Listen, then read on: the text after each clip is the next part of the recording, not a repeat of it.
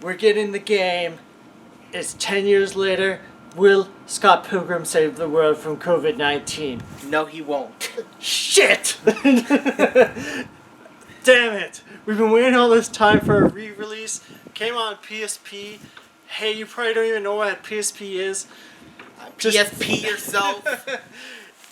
Good enough explanation. Now we get this beat 'em up that I guess all the millennials loved 10 years ago. And now they will love it They're again. like, the graphics are outdated. But I can see why people, like, I knew of this game, and, like, I remember seeing in magazines, like, all the time, people were like, this game was the best game. Man, they should make a sequel, or they should re-release it.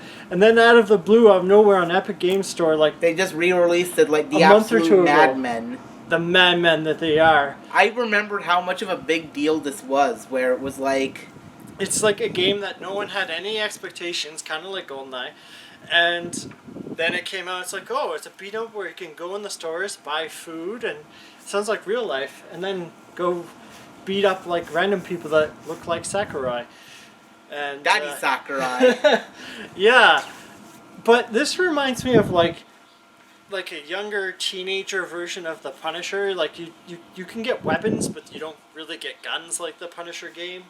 It feels more like a River City Ransom. Yeah, that's what you were saying. And in fact, the dodgeball mode they had was basically a little reminiscent of... You can sort of feel like this game came from, like, a different era in the sense that, you were liking the multiplayer, and if, like, the dodgeball you said, the boss rush, I mean... Zombie survival. Like, it all feels like this game was set up for, like, a portable system, I feel like.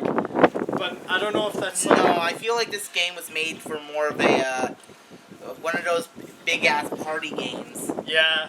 Well, not like Mario Party, but more like you have a bunch of friends over, you have beer and pretzels, you're watching Scott Pilgrim vs. the World, and then somebody is like, I just bought the game on Xbox One! Yeah, poggers! Yeah, poggers. I feel like this is, like... It's definitely a nod to different, like, video game eras. Like, we played...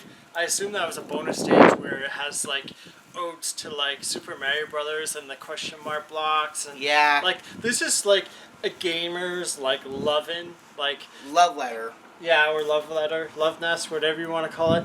I feel like... Yeah, it's a bit dated, because you could tell, like, it wasn't designed for PC. But, like, it still looks decent for a game that's, like, 10 years old and, like, came on, a much smaller screen. I feel like if they added borders or something, like, it would look even better. At least a little bit better, but... I'm surprised. I didn't see any, like, filters or anything to make this game look shiny.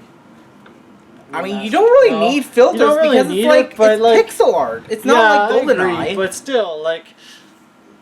I feel like they just wanted to release the game and... It's Shrexel art. It's Shrexel art. I found it a lot of fun. I don't know what you thought about this. I liked it. Yeah, I liked it. I found, in some ways, like... I thought it was cool that you could sort of juggle the enemies, but I felt like once they got you in a corner or, like... Literally, the guys would jump down you. Like, guys and girls jump on you.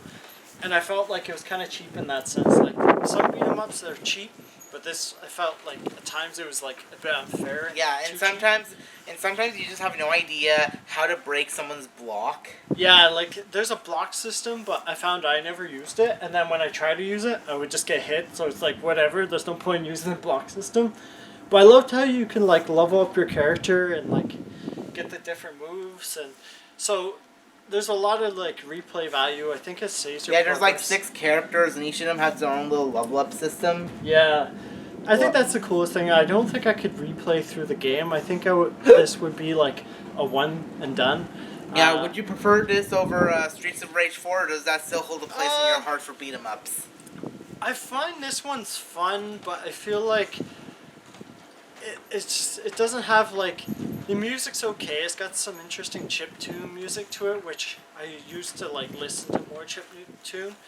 But I just feel like it's one of those games that you play through because you had memories of it before, or you, like, someone told you about it, and then once you beat it, the 7 levels, it's kind of short. It's like, I feel like since we beat the first 2 levels? Or Yeah, 3? 2. We were like almost halfway through the game, so We're a quarter of the way through. well, yeah, okay, but I feel like for the $25, it's a little bit high. I think if you can get it on sale for 20, it's definitely worth it. But like, it's definitely, as you said, like a bro game. Like you play with your bros rather than like one player. Beer and pretzels. How would you rate it? I'd give it, honestly, like I'd probably give it 8.5 or 9. Like it's a lot of fun, and like that's what I really like in games. So yeah, this also gets a 9 for me. This game is almost pretty perfect. It's remaster week. There's a lot of hype going behind it, and I understand the hype now. The Shrek hype. Get Shreked. Waiting for that Shrek sequel. Keep on Shrekking. Or just Shrek 5 eventually. Alright. Well, Scott Pilgrim, please save us from COVID. Please save us from everything.